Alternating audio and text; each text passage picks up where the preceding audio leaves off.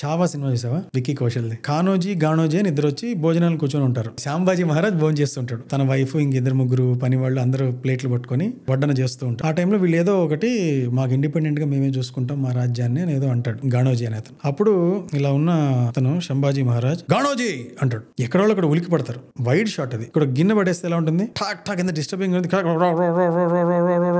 అవుతుంది కదా, అలాంటి ఒక సౌండ్ ఎఫెక్ట్ పడింది. కానీ ఎక్కడ కూడా ఎవరో చూసి ఉలిక్కిపడి ఇలా పడేసుకున్నట్టు, చేతిలో ఉండే సర్వ్ చేస్తున్న మెటీరియల్ కింద పడేసుకున్నట్టు అవన్నీ ఏం చూపించరు. వైడ్ షాట్ లో ఆ డిస్టర్బెన్స్ ఏదైతే క్రియేట్ చేసిందో ఆ గిన్నె, అదే బ్యాక్గ్రౌండ్ స్కోర్ ఆ సీన్ కి. అందరూ గట్టిగా అరిచినప్పుడు ఏమవుతుంది, మొత్తం రిథం డిస్టర్బ్ అయిపోతుంది కదా. ఆ డిస్టర్బెన్స్ ఎలా అయితే ఆ గిన్నె క్రియేట్ చేస్తుంది కింద పడింది, అదే బ్యాక్గ్రౌండ్ మ్యూజిక్ అయింది. అందరు క్లోజప్లు పడుతూ ఉంటాయి, అదేమో పడుతూ ఉంటుంది. నేను బ్రిలియంట్ రా నాయన, ఇది భలే చేశారు. ఏ గిన్నె కింద పడింది చూపించలేదు, కానీ ఆ ఉలికిపాటికి ఎవరో ఎక్కడో ఏదో పడేసుకొని ఉంటారు కదా, అది మన మైండ్ లో ఉంటుంది. అరే ఎవరో పడేసుకున్నారా అని ఉంటుంది. అదేమో ఆ షాట్ లేదు, కానీ ఆ సౌండ్ చేశారు. మనకి అది కన్విన్సింగ్ ఉంటుంది. ఎందుకంటే ఉలికి పడినప్పుడు అక్కడ సర్వ్ చేసేవాళ్ళు పాత్రలు పట్టుకుని తిరుగుతున్నప్పుడు ఎవడో పడేసుకున్నాడు అని మనకు అర్థం అవుతుంది. అరే అక్కడ ఏ విజువల్ లేకుండా ఒక గిన్నె పడిన చప్పుడు ఇంత బాగా డిజైన్ చేశారు. సౌండ్ డిజైన్ భలే బ్రిలియంట్ గా వచ్చింది ఐడియా అని చెప్పి నాకు అనిపించింది థియేటర్ లో చూస్తున్నప్పుడే. మళ్ళీ ఓటీటీ రిలీజ్ అయింది. నాకు అది ఫేవరెట్. అందరూ ఏదో లయన్ తో ఫైటింగ్ లేకపోతే ఇంకోటి ఏదో ఫైటింగ్స్ కోసం పెడుతుంటే నేను ఈ సౌండ్ ఎఫెక్ట్ కోసం మళ్ళీ ఓటీటీలో పెట్టి నెట్ఫ్లిక్స్ లో చూస్తున్నా.